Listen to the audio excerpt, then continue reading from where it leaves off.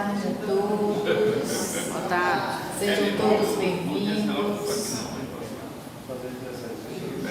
Vamos nós aqui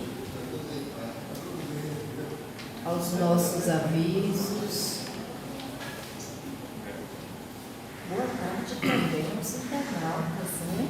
A todos que estão aí nos assistindo em casa, nos prestigiando, só temos mais a agradecer.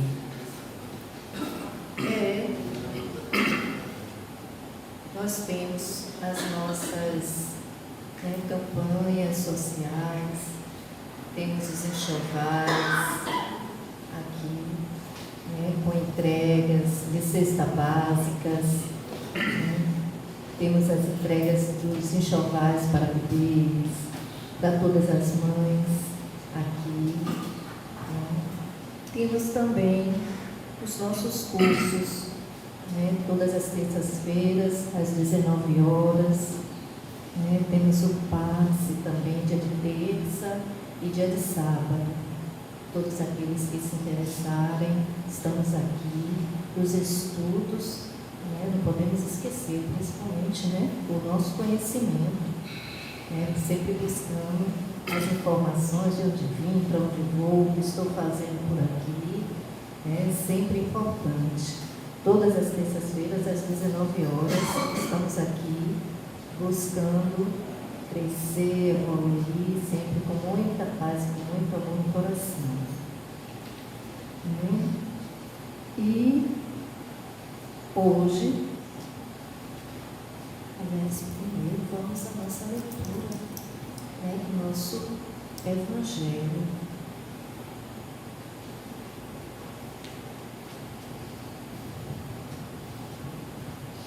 Abri aqui aleatoriamente, capítulo 5,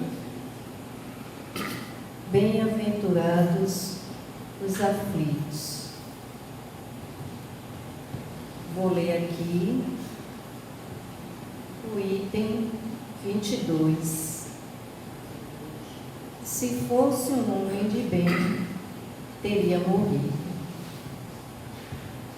Falando de um homem mau que escapa de um perigo, costumais dizer: se fosse um homem bom, teria morrido.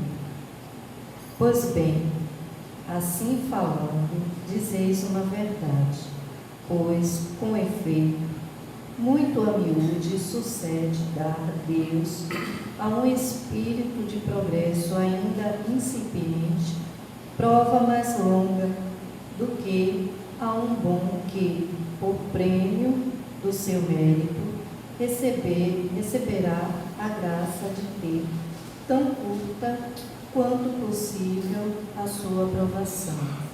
Por consequente, quando vos utilizais daquele axioma, não suspeitais de que proferis uma blasfêmia.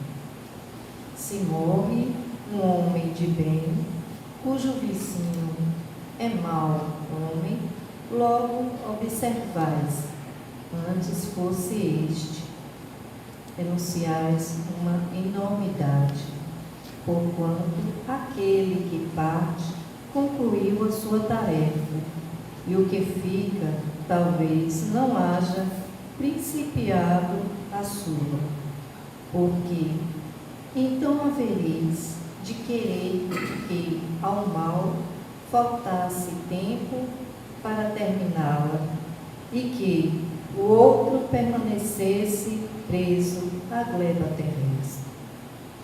Que dirias se um prisioneiro que cumpriu a sentença contra ele pronunciada fosse conservado no cárcere, ao mesmo tempo que restituíssem a liberdade a um que a esta não tivesse direito? Ficais sabendo que a verdadeira liberdade para o espírito consiste no rompimento dos laços que o prendem ao corpo, e que, enquanto vos achardes na terra, estareis em cativeiro.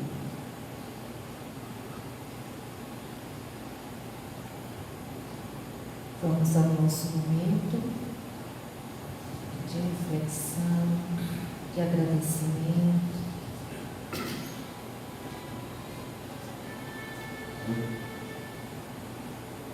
Agradecemos, Senhor,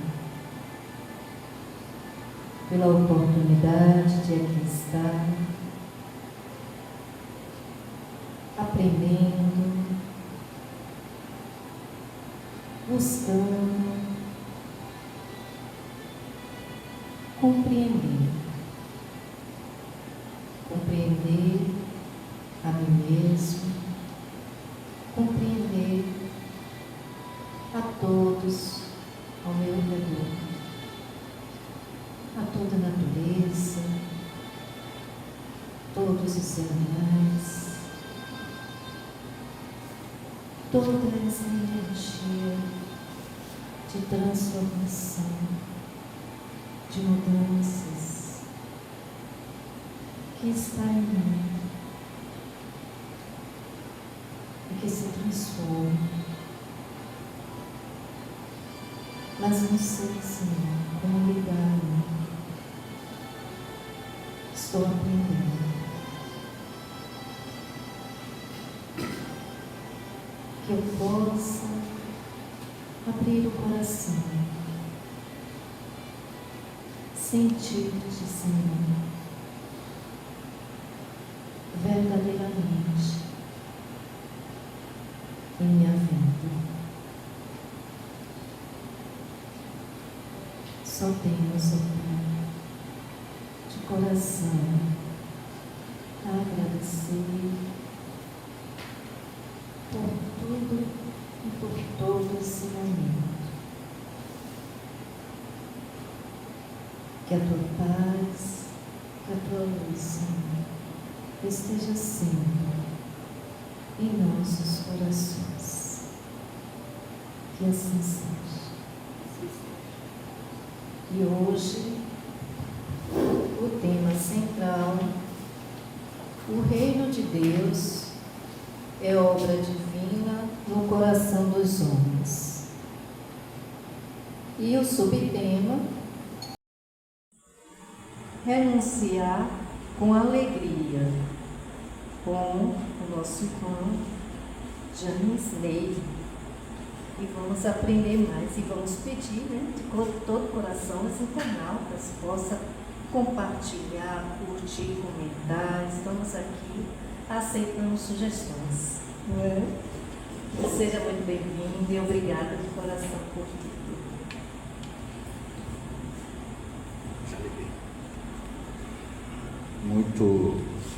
Muito boa tarde, meus caros irmãos. Que o Mestre Jesus ilumine os nossos corações, as nossas jornadas. Para mim é uma imensa alegria estar aqui no NEPOM, com todos vocês. Eu confesso a vocês que eu não sei como é que eu vou iniciar a palestra da tarde de hoje, porque o tema é amor e renúncia, renunciar com alegria, de uma das obras notáveis de Francisco Cândido Xavier, o livro Boa Nova, psicografado em 1940, há exatos 81 anos atrás, quando o jovem mineiro começou a receber a intervenção divina espiritual de Humberto de Campos, que foi membro da Academia Brasileira de Letras aos 23 anos de idade. Ele já fazia parte da Academia Brasileira de Letras.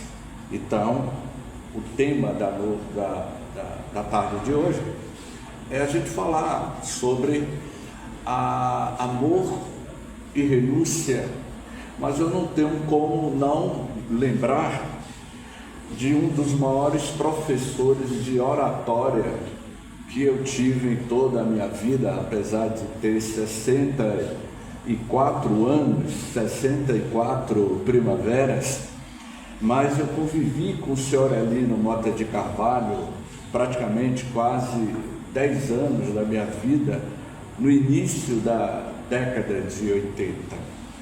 Eu era uma das figuras, um dos jovens, no início dos anos 80, que fazia parte da Juventude Espírita do estado da Bahia, a Mocidade Espírita e Esperança, que era o Instituto Espírita da Bahia, na qual o senhor Elino Mota de Carvalho, ele foi o fundador, o diretor. E eu comentava com algumas das nossas irmãs que a minha relação, a minha história de vida com o senhor Elino, pelo menos dá para escrever umas 100 páginas das experiências que eu tive com o senhor Elino, quando ele era filho da cidade de Nazaré das Farinhas. E naquela época, o senhor Elino, se eu não me engano, ele tinha uma belina amarela e ele usava aquele gorrinho de Chico Xavier. Quando, um certo dia, ele disse para mim: meu jovem James, eu gostaria imensamente que você fizesse uma viagem comigo, você me levasse para a cidade de Nazaré. Eu gostava de andar com o senhor Aurelino, com o Carlos Bernardo Loureiro e outros, porque eu aprendia muito. E pelo fato de eu ter dirigido para o senhor Aurelino, lá para a cidade de Nazaré, praticamente uma semana depois dessa viagem que eu fiz como motorista de senhor Aurelino, porque naquela época eu era da UFBA, trabalhava no banco, mas finais de semana eu estava lá no Instituto Espírita da Bahia.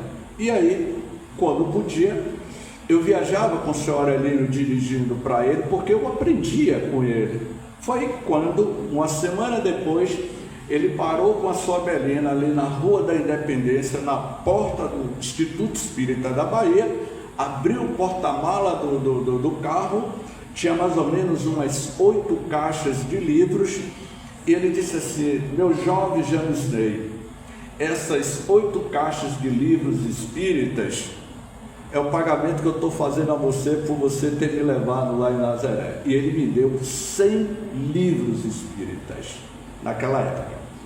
E dentro um desses livros espíritas tinha a foto de Francisco Cândido Xavier, o Chico Xavier, de 1957.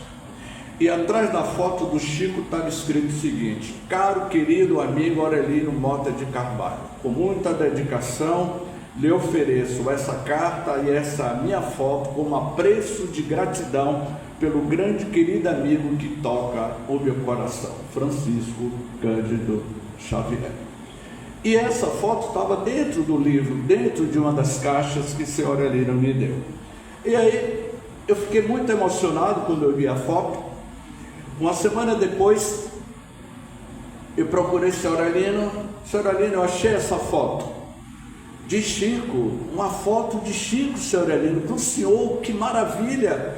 Aí o senhor Aurelino, com aquela voz que ele tinha, né, disse: meu filho, estava dentro do livro? Estava. Estava dentro da caixa? Estava. Então é seu, é de presente. Até hoje eu guardo essa foto e tenho assim um preito de gratidão muito grande. Eu comentava com a nossa amiga que eu acho que depois de 10 anos, já tinha muitos anos que o senhor Aurelino já tinha desencarnado, eu me encontrava em uma jornada espírita na cidade de Irecê, e não existe nada pior para o palestrante em querer decorar palestra. Não façam isso em querer decorar palestra. E eu decorei a palestra, achava que estava tudo na minha cabeça. Lá na cidade de Irecê, era a minha primeira vez que eu estava visitando Irecê, quando eu subi na tribuna para falar, cujo tema era, me lembro agora qual era o tema, mas me deu um branco. Não existe nada pior de você estar diante de uma plateia e lhe dar um branco. E quando me deu um branco, o primeiro nome que me veio à memória foi o senhor Aurelino Mota de Carvalho. Senhor Aurelino, me ajude. Maria Matilde, me ajude.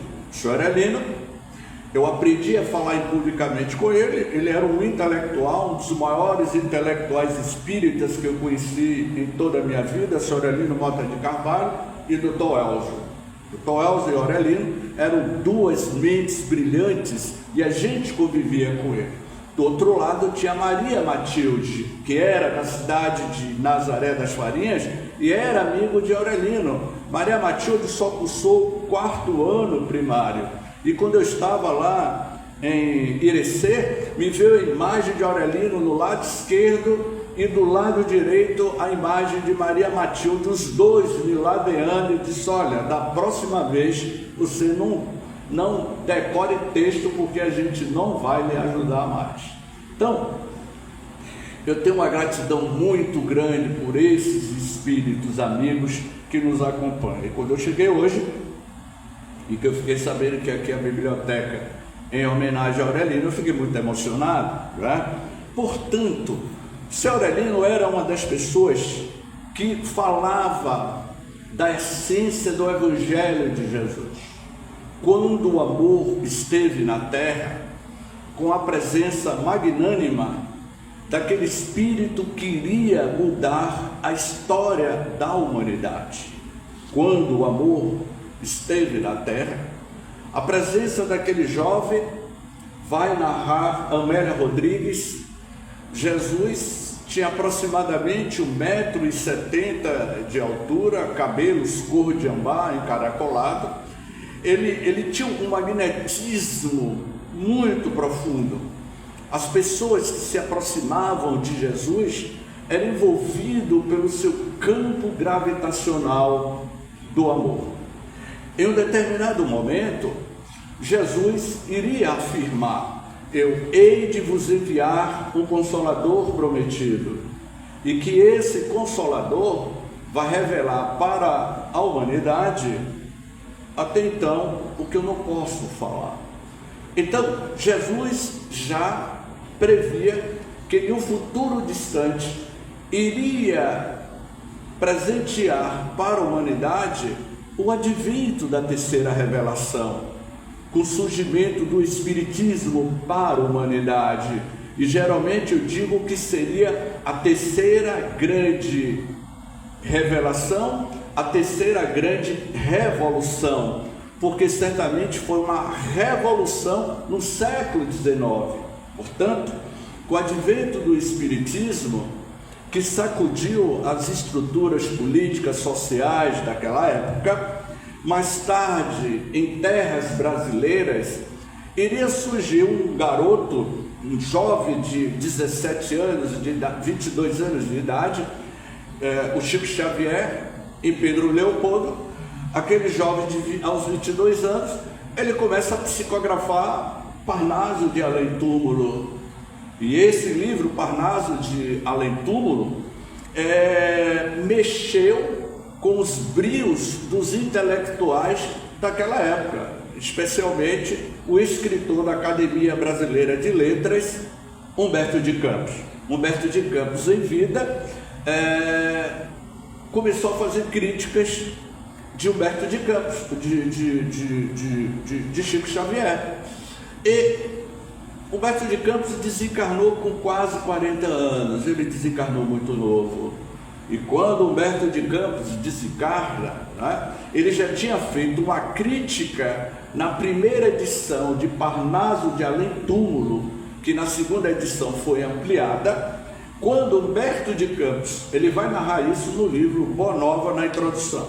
Quando Humberto de Campos desencarna, membro da Academia Brasileira de Letras, um homem que era crítico à literatura, ele foi um homem que criticou muitas obras de Rui Barbosa, o próprio Humberto de Campos.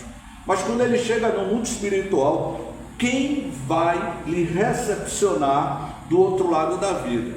O editor espiritual de Chico, que era o Emmanuel. E o Emmanuel diz assim: o Humberto de Campos, você em vida fez críticas a Parnaso de Além Túmulo, agora você vai prefaciar a segunda edição de Parnaso Além Túmulo, E você agora vai começar a escrever uma série de obras psicografadas ao médico que você criticava. E aí ele escreve, ele vai psicografar essa obra notável que é Boa Nova, e que vai falar sobre amor e renúncia. O livro Boa Nova, pelo espírito Humberto de Campos, que ele ressignificou o seu conceito de literato, de escritor na terra, no mundo espiritual, ele começou a ter outra veia literária, e ele vai dizer que a produção do livro Boa Nova, que fala sobre as passagens da existência de Jesus na terra, ele acessou os arquivos espirituais do mundo maior para poder produzir esta obra notável que é o livro Boa Nova. E na introdução deste livro, Humberto de Campos, ele diz o seguinte: hoje não mais cogito de crer porque sei. E aquele mestre de Nazaré polariza igualmente as minhas esperanças. Lembro-me de que um dia, palestrando com alguns amigos protestantes, notei que classificavam a Jesus como rocha dos séculos. Aí no mundo, hoje porém, já não posso sorrir, nem passar. Sinto a rocha milenária, luminosa e sublime, que nos sustenta o coração atolado no pântano de misérias seculares. É a introdução do livro Boa Nova, que Humberto de Campos, ele diz que o Cristo é essa rocha milenária, e ele vai apresentar esta obra sobre a vida de Jesus na prática. O próprio Agostinho de Hipona, ele iria dizer que o Evangelho de Jesus, não se estuda o Evangelho de Jesus. O Evangelho de Jesus é para você vivenciá-la na prática. E viver o Evangelho de Jesus na integralidade é esse amor e renúncia. Aquele diálogo entre Jesus e Simão Pedro, porque durante os 3 anos que ele teve, em uma janela curta do tempo, foram exatos 3 anos, 36 meses, que ele iria apresentar um projeto divino que iria mudar a história das grandes civilizações de então. Ele passou uma boa parte do seu tempo na residência de Simão Pedro, e foi Simão Pedro o mais beneficiado, mas também foi aquele que, eu até esqueci, aquele célebre diálogo, quem foi que negou Jesus? Até esqueci o nome do quem? Eu não estou ouvindo. Eu não ouvi. Simão Pedro. Muitos de nós, em pleno século XXI, têm a postura de Simão Pedro, que às vezes fica negando Jesus. Na hora de dar o seu testemunho de fé, pula fora. Então, nessa convivência com Simão Pedro, Jesus tem um célebre diálogo que é uma mensagem para aquela época, na velha Palestina, e para o futuro das humanidades, quando ele diz: o manto da noite caía de leve sobre a paisagem de Cafarnaum, e Jesus, depois das grandes assembleias populares do lago, se recolhia à casa de Pedro, em companhia do apóstolo, com a sua palavra divina. Havia tecido luminosos comentários em torno dos mandamentos de Moisés. Simão, no entanto, ia pensativo, como se aguardasse uma dúvida no coração. As nossas dúvidas que às vezes a gente tem em nossos corações, de falhar na nossa fidelidade naquilo que nós estamos aprendendo. Senhor, em face dos vossos ensinamentos, como deveríamos interpretar a vossa primeira manifestação, transformando a água em vinho nas bodas de Canaã? Não se tratava de uma festa mundana? O vinho não iria cooperar para o desenvolvimento da embriaguez e da gula? Em outra passagem do Evangelho, Jesus vai falar sobre dai a César o que é de César e dai a Deus o que é de Deus. As moedas de César e as moedas de Deus. Jesus compreendeu o alcance da interpretação e sorriu. Simão, disse ele, conhece a alegria de servir a um amigo? Pedro não respondeu, pelo que o mestre continuou. As bodas de Canaã foram símbolo da nossa união na terra. O vinho ali foi o bem da alegria com que desejo selar a existência do reino de Deus nos corações. Estou com os meus amigos e amo a todos. Os afetos da alma, Simão, sob laços misteriosos que nos conduzem a Deus, saibamos, olha o que ele diz aqui, santificar a nossa afeição, proporcionando aos nossos amigos o máximo da alegria, seja nosso coração uma sala iluminada, onde eles se sintam tranquilos e ditosos. Então, nessa passagem desse texto, Humberto de Campos narra que Jesus vai dizer que a relação entre amar o próximo e renunciar muitas das vezes. Há um livro protestante, é o único livro protestante que eu indico aos dirigentes de casas espíritas, a todos nós, do reverendo Henry Sheldon. Esse livro se tornou um best-seller da literatura protestante mundial. O título da obra se chama Em Seus Passos, o que faria Jesus? E se Jesus estivesse em meu lugar, o que ele faria? É uma obra notável. É um livro que nos convida à vivência integral na nossa vida diária, no nosso comportamento, de como Jesus iria reagir se estivesse em nosso lugar, convivendo nas nossas vidas sociais.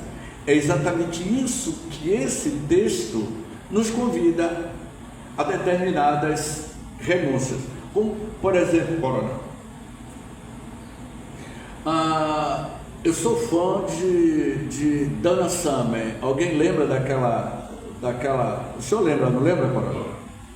Dana Summer, a rainha da discoteca. E Dana Summer, ela ia ter um show único no Brasil. Aonde? Na Concha Acústica. Eu me lembro que eu tomei conhecimento, eu fui o primeiro a comprar o ingresso e paguei a peso de ouro o ingresso, naquela época, nos anos 90, porque eu gostava da música de Dana Summer, a rainha das discotecas. E aí eu comprei, só que era caro, eu acho que hoje seria o que? Uns R$300, mais ou menos. Foi quando eu já estava com o ingresso no bolso, aguardando o show que iria ocorrer. 4 meses depois, eu recebo uma ligação de um companheiro do interior da Bahia, me convidando para o encerramento da Semana Espírita, lá na cidade de Ilhéus, exatamente no dia do show de Dana Summer, que eu paguei o ingresso, cara. Eu vou até beber água.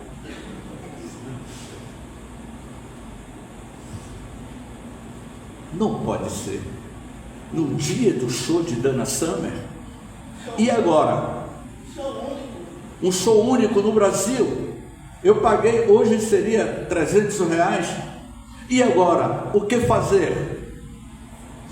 Dai a César o que é de César e dai a Deus. E vocês acham que eu fui dar a quem? Mas Dona Sâmia, eu acho que fizeram, sabe, coronel, de propósito. Me chamaram para o encerramento da Semana Espírita exatamente no dia. E eu tive que ir para a Semana Espírita, encerrar a Semana Espírita lá em Léus, e perdi o show único de Dona Sâmia.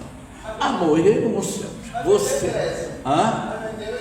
Vendi o ingresso, mas eu queria participar. Então, o que eu estou querendo dizer que viver o Evangelho de Jesus, há momentos que você é convidado a ter tomadas de decisões.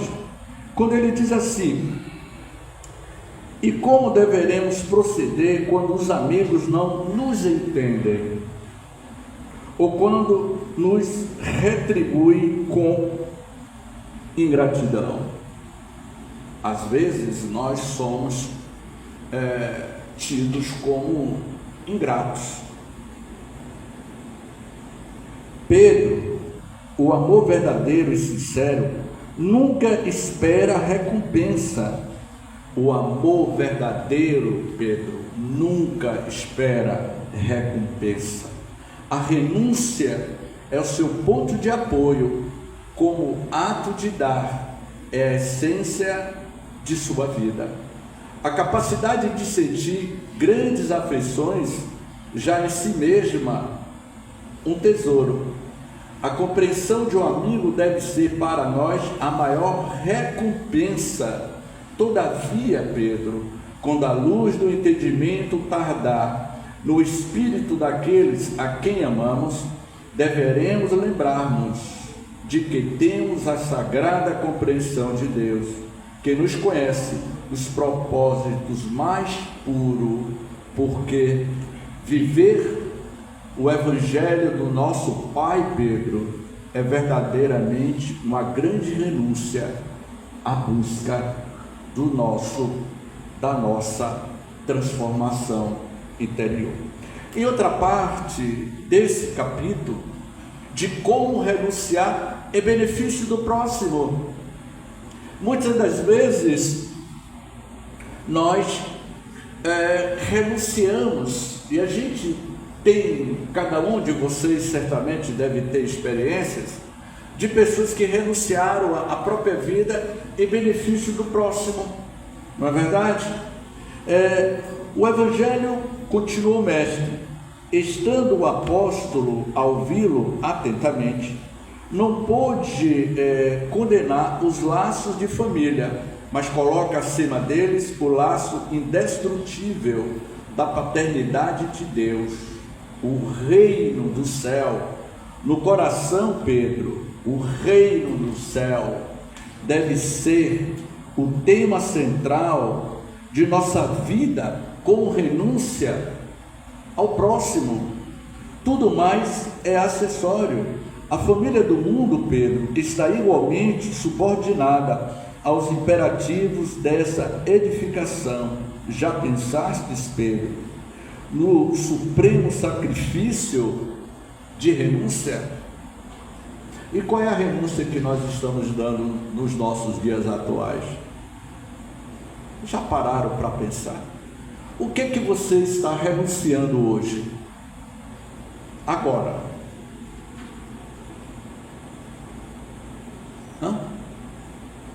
O que eu estou renunciando de fato? Todos os homens sabem conservar, são raros os que sabem privar-se. Na construção do reino de Deus, chega um instante de separação que é necessário, e saiba suportar um sincero desprendimento. Aqui ele está falando sobre a partida de algum ente querido nosso. E como é que a gente está lidando em ouvir de um médico: olha, meu amigo, sua mãe, pela minha análise, ela não vai sobreviver muito tempo. A gente tem que estar preparado psicologicamente para deixar ir aquele ente querido nosso, que muitas das vezes, ao longo de uma vida, nós criamos afetos, afetividade, principalmente com a mãe. A mãe, onde nós vivemos durante aqueles 9 meses no período da gestação, e que criamos assim laços de afetos, de amorosidade, de espiritualidade, e no momento da partida, o que Pedro diz aqui, Jesus responde a Pedro, é o momento que a gente deve estar preparado psicologicamente e espiritualmente, porque eu aprendi ao longo da minha vida a nunca a dizer adeus, porque não existe adeus, existe até breve, até logo, até amanhã, porque amanhã nós vamos nos reencontrarmos. No momento, a pessoa é espiritual, trabalhando no tempo, assim, se não tiver um amadurecimento espiritual, você não consegue vencer.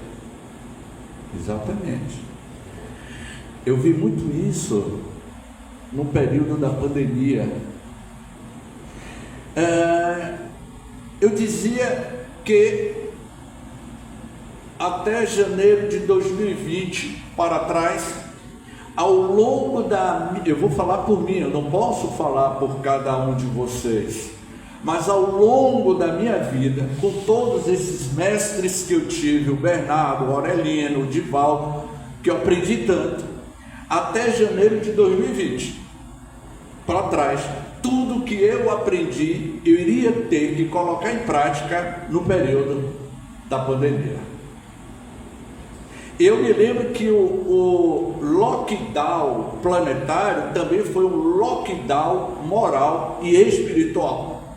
Foi ali que a humanidade teve que rever os seus conceitos de humanidade, de tentar colocar em prática tudo que a gente aprendeu. Eu me lembro que a gente estava em lockdown, eu liguei para um grande companheiro do movimento espírita na Bahia, eu disse, olha meu amigo, agora a gente vai ter que ressignificar o nosso comportamento, porque tudo que a gente falava publicamente, nos congressos, nos eventos, agora a gente vai ter que colocar em prática nesse período da pandemia. E foi ali que eu vi amigos espíritas, dirigentes de casas espíritas, partirem para o mundo espiritual.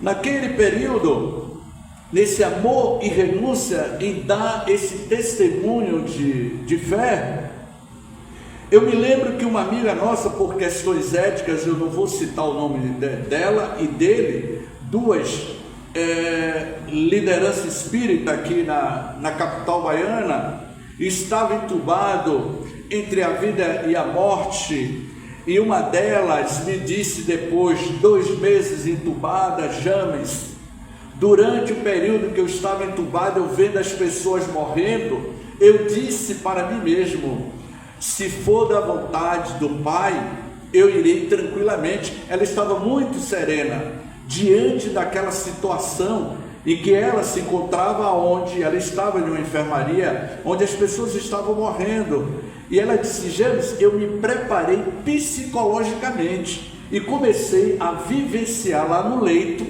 tudo o que eu tinha aprendido ao longo da minha vida. Eu procurei manter a serenidade, não entrei em desespero, procurei rememorar tudo que eu aprendi ao longo da minha vida. Essa nossa amiga, ela me fez esse relato. O outro amigo mandou pelo WhatsApp preces, ele estava desesperado, eu não quero morrer, não me leve. Ele evocou todos os orixás dos terreiros de Umbanda, ele evocou todos os mentores dos centros espíritas do estado da Bahia, porque ele disse que estava com medo de morrer, que ele não queria morrer. E eu conhecia ele como dirigente de uma instituição espírita aqui na região metropolitana de Salvador. E aí eu coloquei as minhas barbas de molho, porque disse, opa, porque de repente pode ser eu, e como é que eu vou dar o meu testemunho de amor e de renúncia no momento em que eu ser contemplado pelo o coronavírus? Portanto, é nesses momentos que Jesus nos ensina renunciar, viver o evangelho de Jesus. Eu vou tornar a repetir. Agostinho de Hipona diz, o próprio Agostinho, ele foi um jovem temperamental, filho de Mônica, que mais tarde se tornou Santa Mônica. Agostinho de Hipona, com a mesma idade de Jesus, aos 30 anos de idade, ele era um bom vivant. E quando ele teve contato com as epístolas de Paulo, ele começou a estudar as epístolas, ele começou a rever o seu comportamento diante da vida e dele mesmo. E ele iria dizer, o apóstolo Paulo está ressignificando, eu que estou colocando a palavra ressignificar, o apóstolo Paulo está mudando a minha vida íntima. Viver as epístolas de Paulo, vivenciar as pegadas de Jesus e ser espírita é para poucos. Ser espírita e vivenciar a doutrina espírita é para poucos, porque muitos são convidados para trabalhar neste reino em litígio, porque trabalhando nesse reino em litígio que é o planeta Terra, há uma necessidade de muita renúncia. Em uma das nossas viagens com um companheiro espírita que já esteve aqui no Nepom, nós estávamos indo para Morro do Chapéu, eu e ele, dentro do carro, e a gente falando dessas nossas renúncias. E aí ele dizia, James, não é fácil, é muito difícil, porque nós somos muito cobrados. Eu me recordo, alguns anos atrás, aproximadamente há 20 anos, eu fui diagnosticado com depressão. E quando o médico disse que eu estava com depressão, eu disse, doutor, eu não estou com depressão. E aí o médico dizia, o senhor está com quadro depressivo. Doutor, eu não estou com depressão. E aí ele me passou o tal do ansiolítico. Eu peguei aquela bula do ansiolítico, a requisição, nunca comprei o remédio ansiolítico. Eu recomendo, se a pessoa tiver com depressão, procure o tratamento e tome seu remédio, ok? Mas no meu caso, eu disse a ele que eu não estava, porque eu achava que eu não estava. Foi quando eu procurei na época Divaldo. Ele virou para mim e disse assim, olha minha filha, eu vou lhe passar um remédio homeopático para que você tome e você melhore. O que você tem, gente? Mas tio Divaldo, quando eu chego em casa, após uma palestra, as pessoas vêm e falam comigo, é um tapinha no ombro, parabéns James pela sua palestra, o meu ego fica cheio, mas quando eu chego em casa me bate uma tristeza, uma introspecção, eu fico depressivo depois das palestras. O que eu devo fazer? Ele virou para mim na época e disse assim, olha meu filho, eu vou te ensinar algo. Seguir as pegadas de Jesus precisa ter muita renúncia. E aprenda que o público para quem você está falando não tem, são pessoas que ali estão para ouvir a sua mensagem.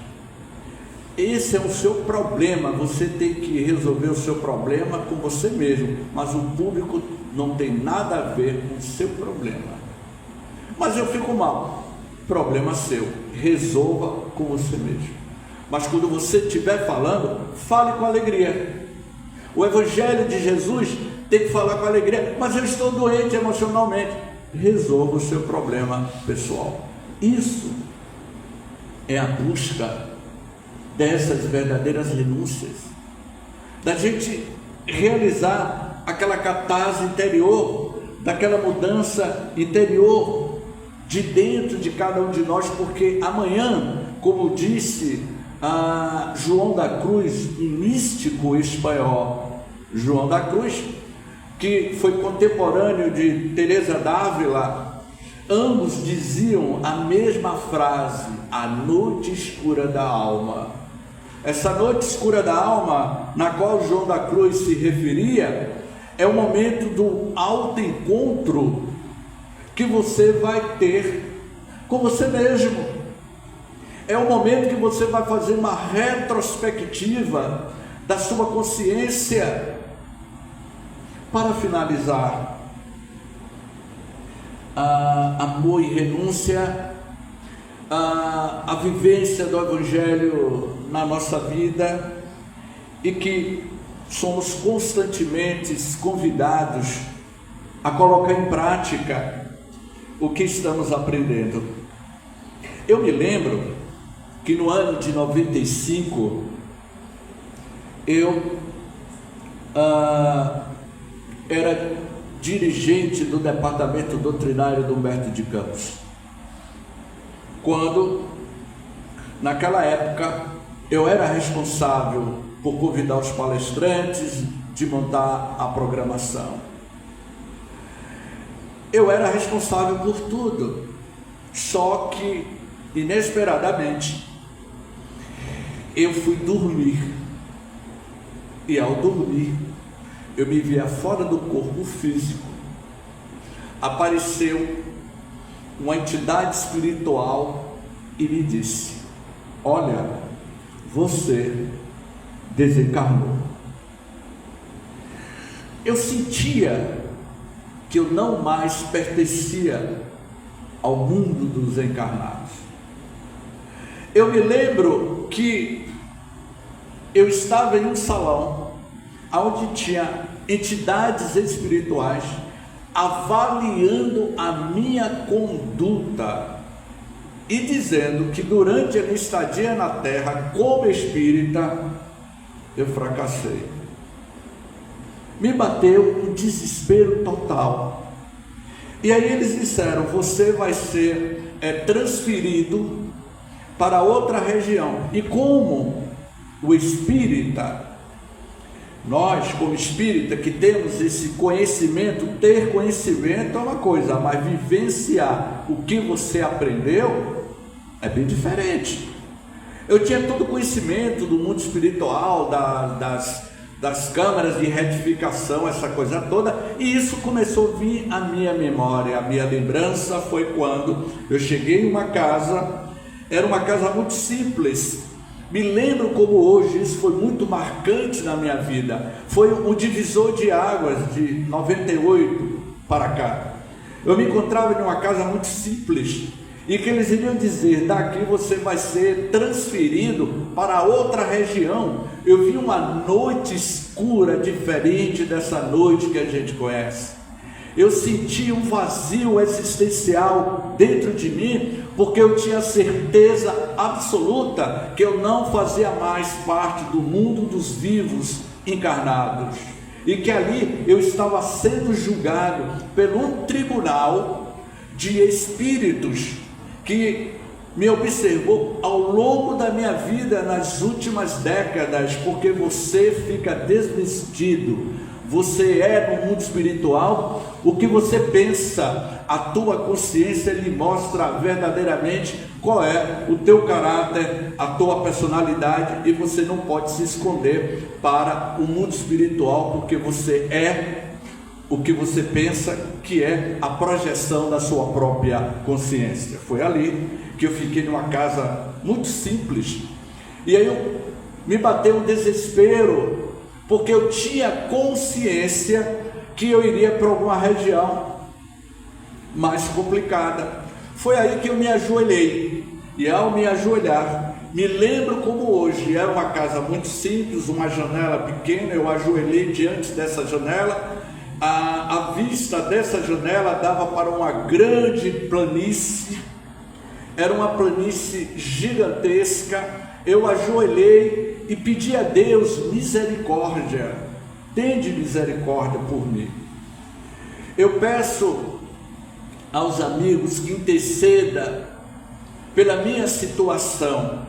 Quando eu estava fazendo essa evocação, eu vi um ser de luz, era uma entidade numa forma de um pavão. Já viu aqueles pavão gigantesco? Quando o pavão abre a asa dele, né? Ele abre aquela asa. Eu vi um pavão totalmente iluminado e de repente eu perdi a consciência e me via acoplado sobre esse pavão que era de uma luminosidade intensa. E de repente eu despertei para a realidade no mundo físico, no meu quarto, na minha cama. Quando eu olhei, eu vi meu guarda-roupa, eu vi os objetos dentro do quarto, me toquei e disse: eu estou vivo. Esse dia em diante eu comecei a ver o mundo completamente diferente. Eu concluo dizendo o seguinte: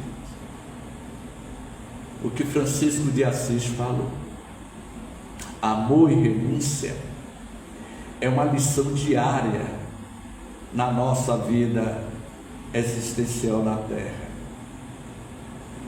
porque essas experiências oníricas, quando temos contatos com o mundo espiritual, é como lição de você rever o comportamento que você está tendo na Terra. Amor e renúncia é o que Madre Teresa de Calcutá realizou. Amor e renúncia. Irmã Dulce, quando salvou João naquele incêndio do ônibus. Amor e renúncia é o nosso querido Chico Xavier, que renunciou muitas coisas da sua vida em benefício do próximo. Amor e renúncia é o que o nosso querido Divaldo muito realizou pela humanidade. E você que está nos assistindo, tem renunciado em benefício do próximo? Gratidão.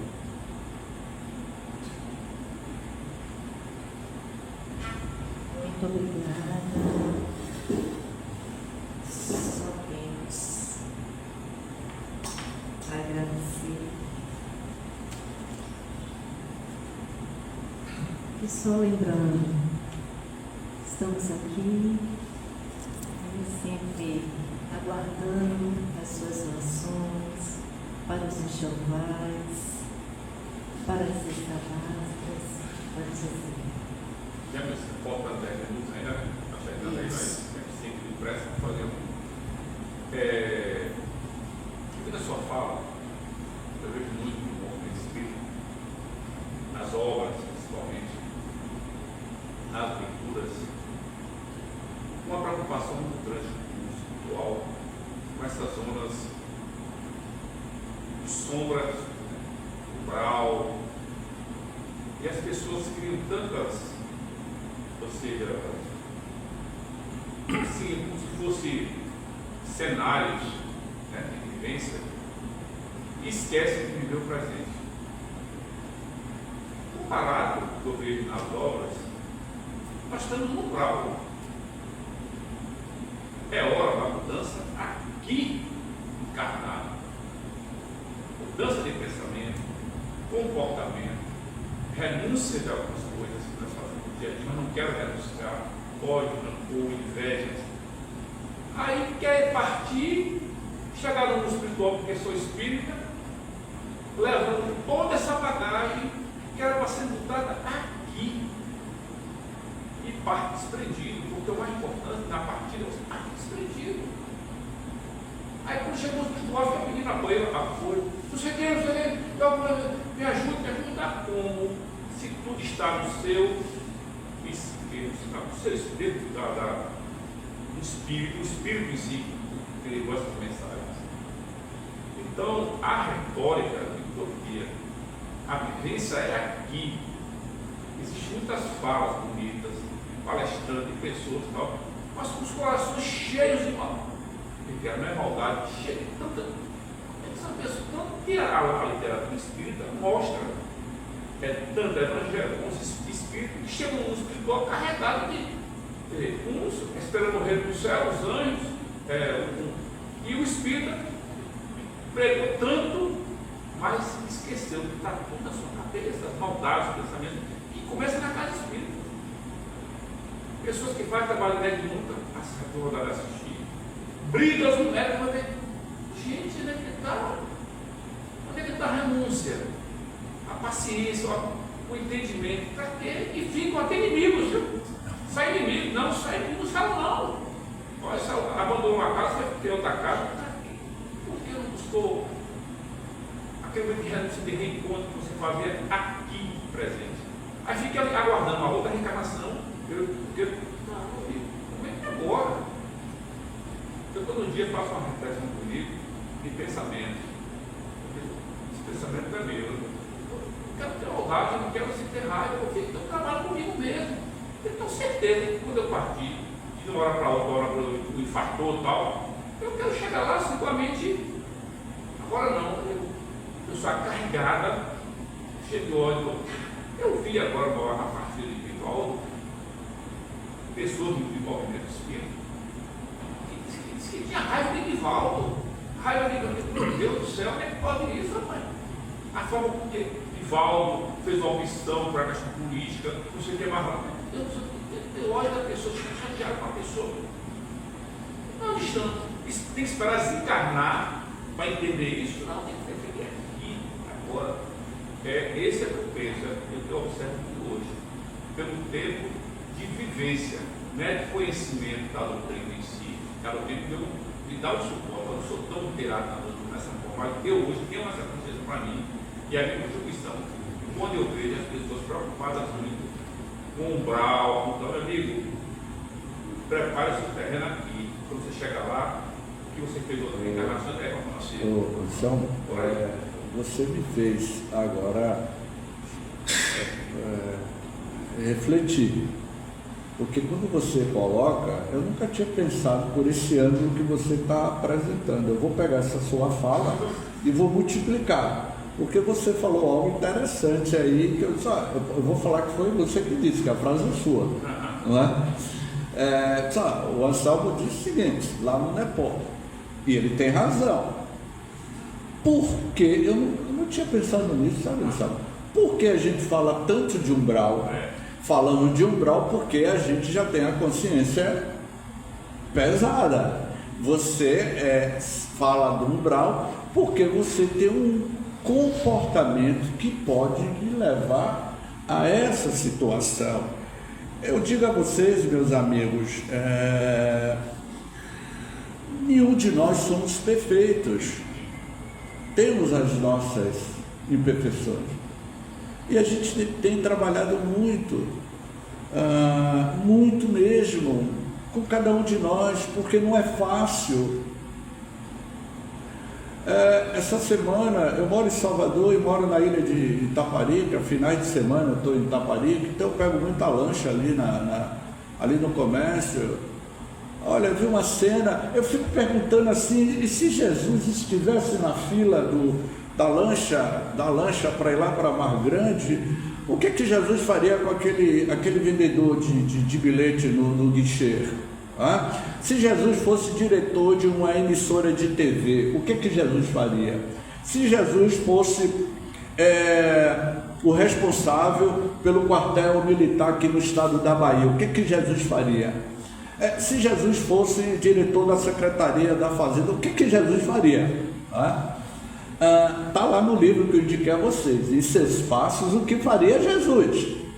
E aí eu estava na fila, sabe, Céu? E eu ia perder a lancha das 4 horas, eu cheguei faltando 15 minutos, e tinha uma fila de idosos encostado à parede, uns 10 idosos, e o rapaz do guichê mandou que eu passasse na frente deles. Eu comprei o bilhete e fui para a lancha. Aqueles idosos estavam ali. Eu disse, mas por que aqueles idosos estão esperando a lancha lotar para depois atender aqueles idosos? Deveria ser o inverso. Então, o que eu comentava essa semana lá no GEPEC, e que eu falava sobre o valor terapêutico do perdão, eu dizia, meu amigo Anselmo, nós estamos em uma relação muito fria, as pessoas estão muito frias, sem sentimento, sem um vazio existencial. Eu concordo ipsi litere com o que você falou, é isso. Por uma questão ética, eu não vou falar o que eu ouvi de Divaldo. Eu tenho amigos que, por favor, não confunda as coisas. Eu conheci ele, eu convivi com ele muitos anos. Então, assim, meu amigo, viver o Evangelho de Jesus na integralidade tem que ter muita renúncia. Ele sabia, Jesus sabia o que iria acontecer com o futuro da humanidade, quando ele disse: haverá falsos cristos e falsos profetas, muitos serão chamados, mas nem todos serão escolhidos para entrar no reino dos céus. Muitos entram à casa espírita. Agora eu vou lembrar o nosso querido Deolinda Amorim. Eu não conheci Deolinda Amorim, mas Aurelino trocava cartas com Deolinda Amorim. Mas Deolinda Amorim, ele escreveu o livro Espiritismo e os Problemas Humanos em 94, que Deolinda Amorim dizia o seguinte: muitos tarefeiros espíritas entra na casa espírita, mas o espiritismo não entra no coração da pessoa. Muito busca a casa espírita, frequenta a casa espírita, mas o espiritismo ainda não tocou. O que eu posso dizer assim de catedra, de vivência, que hoje ser espírita dá um ar de intelectualidade, é o que eu vejo hoje, bem diferente da época de seu Aurelino e de outros. O que eu vejo hoje, há muito intelectualismo, muita didática e pouca vivência com o coração. Eu sinto isso, não é? Então, meus queridos irmãos, a mensagem da Boa Nova de Jesus é para aquecer o nosso coração e não deixar que nosso coração fique como se fosse uma pedra de gelo.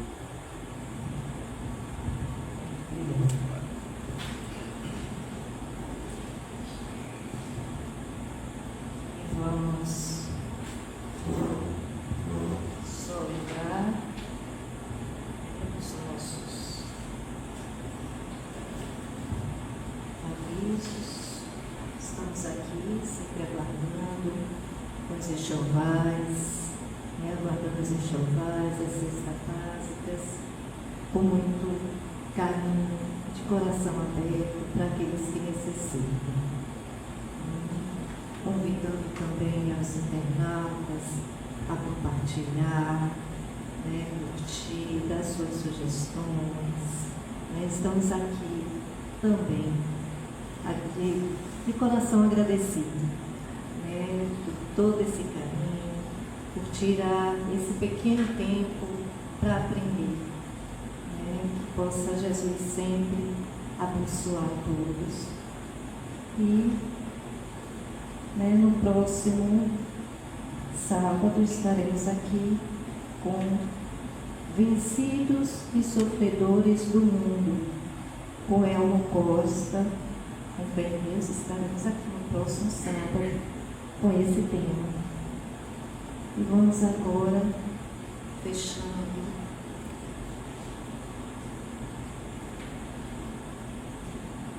Estamos aqui, Senhor. Só temos a agradecer.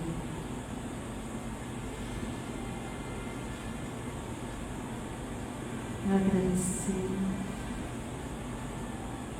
pela oportunidade de aqui estarmos, pelo aprendizado, mas que acima de tudo, Senhor, possamos nos esforçar para levar esse conhecimento para toda a humanidade, mas em primeiro lugar, que eu possa tomar consciência desse imenso amor. Nosso irmão maior chegou para todos nós e diz: vós podereis fazer tudo o que eu faço, muito mais. E como nós estamos?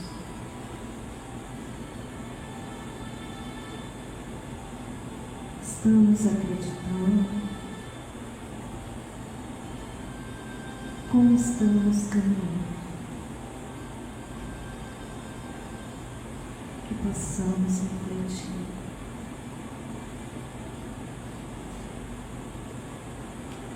Nada de perturba, nada de espante. Tudo passa, só Deus não muda, a paciência dura, nada te falta com Deus no coração, só Deus te basta. Oração de Teresa. Deus abençoe todos nós, hoje e sempre. Que assim seja.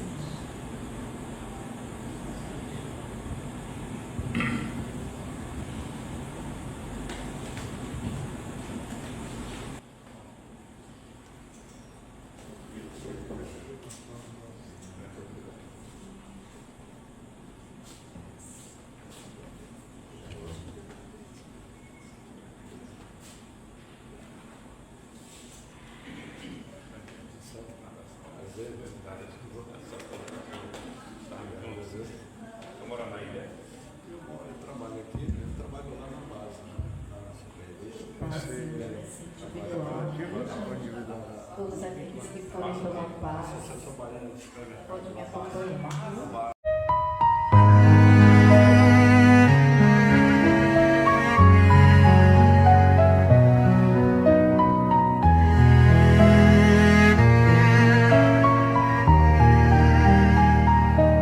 Quando a história cedeu-te o lugar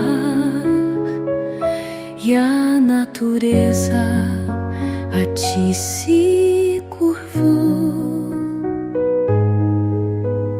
quando a estrela ao te admirar correu ao mundo para anunciar que em meio ao caos florescia o amor.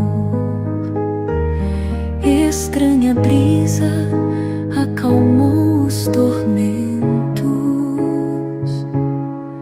que assolavam os pobres mortais, como se encanto, sem mágico alento, amenizasse cruéis sentimentos e por um tempo os guindasse a paz. Correste aldeias vestindo doçura, deitaste ao campo velado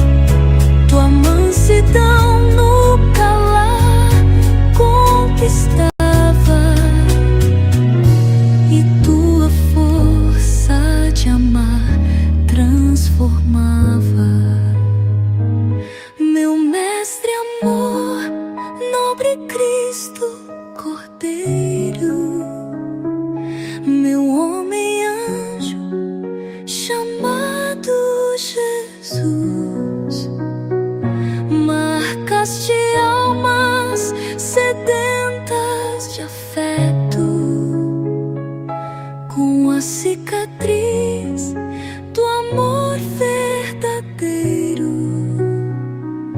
E assim amando, morreste na cruz. E assim amando, venceste a morte, venceste o mundo que a ti se ajoelha, te suplicando que de nós